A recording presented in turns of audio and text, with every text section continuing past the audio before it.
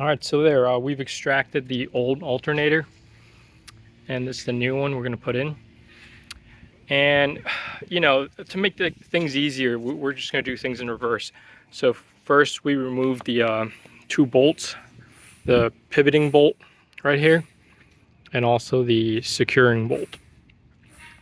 Once you do that, you unhook the positive lead, and you get it off the belt.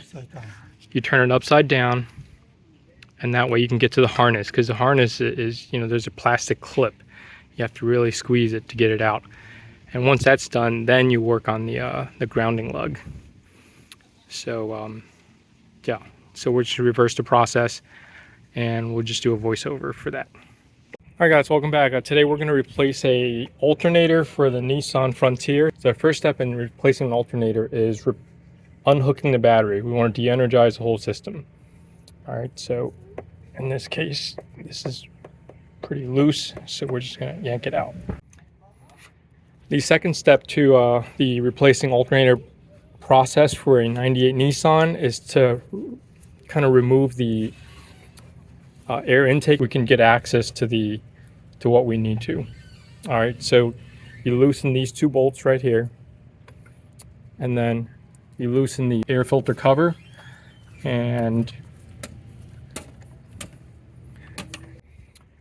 all right, now with the air duct out of the way, you can see it's exposed the alternator right there. Again, we're looking down. So remember, this is the tensioning bracket. All right, so this bolt right here is this is a 12 millimeter. If you remove this and you remove the 13 millimeter pivoting bolt underneath, the whole assembly would just come off the rails. Now, in addition, it's got a lot of it's got a harness attached, a grounding wire, and also a positive lead. Okay, we're at the bottom of the vehicle right now. I was mistaken. This pivoting bolt is actually a number 13. It's a 13 millimeter, and it's right here. So we're gonna loosen it so that way we can kind of swivel the alternator. Okay, mental note for future self: the receiving nut is actually 16 millimeters on the pivoting bolt.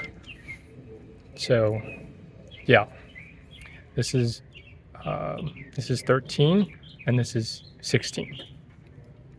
Now, we have the entire assembly removed, well, unhinged from the connection point. So once again, we're at the bottom of the car. Just want to show you real quick how we removed the alternator. So this is where the alternator was sitting, and we actually routed it over to the wheel well on the right hand side. We kind of just fuddled it through this hole right here.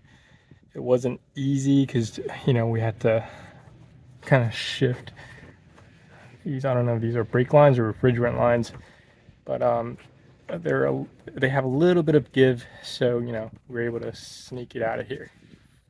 All right, this is a bitch session. So this is a remanufactured alternator. This is the old one that's broken. So the ground lug, if you notice right here, it's kind of loose.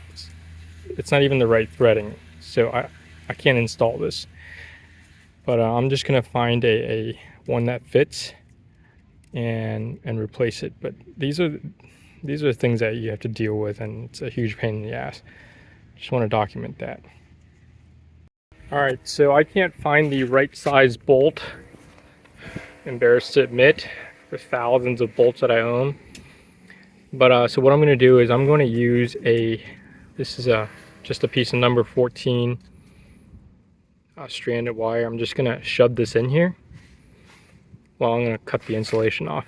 Shove it in here, so that way it has something to grab onto and so it'll serve as an anchor.